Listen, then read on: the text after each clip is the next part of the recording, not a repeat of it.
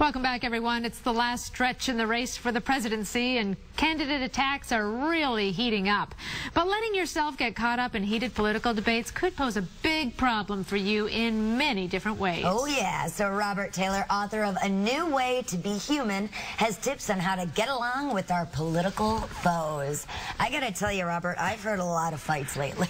Between haven't we all? A lot of heated conversations. Yeah. How do we avoid that? Well, you know, if you've been part of one of those conversations, you know they're unproductive because the people's blood pressure just gets ratcheted up. And I find that so many people get into this name-calling and labeling. So the first thing is avoid labeling or calling someone a name. When you label someone, you essentially say, I've got a superior position, I'm denigrating you. And you also perhaps say, we don't need one another, and I think we desperately need one another. And so I would suggest looking for some connecting story, particularly if you're in the workplace where it's difficult, you know, you're perhaps in a position of power relationship because maybe your boss is expecting a certain political view from you. Sure. So find something in common. You might know that your boss's husband has just, maybe he's had, you know, cancer of some kind. So use that as a connecting story. Talk about maybe some experience of illness. Or policies. And so how does that relate to the healthcare debate? Right. And suddenly you're no longer in these sort of soundbite hand grenades, but you're talking about real issues and live people. Very well put. What should you do if your boss is fishing around to find out what political party you're affiliated with? Well, firstly, that, you know, if you're not on a really personal friendship basis with your boss, that's just unsafe ground to go on. Sure. And you should be aware that when the territory is unsafe, you don't need to go there. Right. So you could say something about some general values. You know, I believe that we are all hardwired for goodness.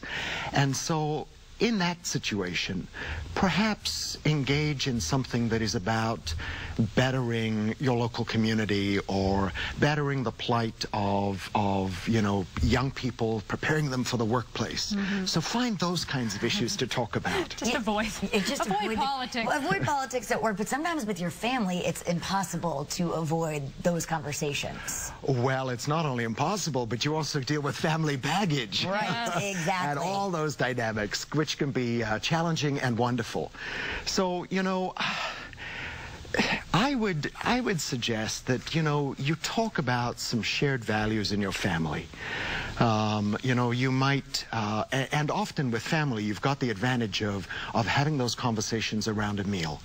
And if you can, try to have them around a meal because they lessen the tension. Because you can just shove food in your mouth when you want to say something mean. Exactly. Well, exactly. And as you're pausing to think about what you want to say, you can say, oh, let me just finish chewing on this, or you have a sip of, you know, whatever you're drinking.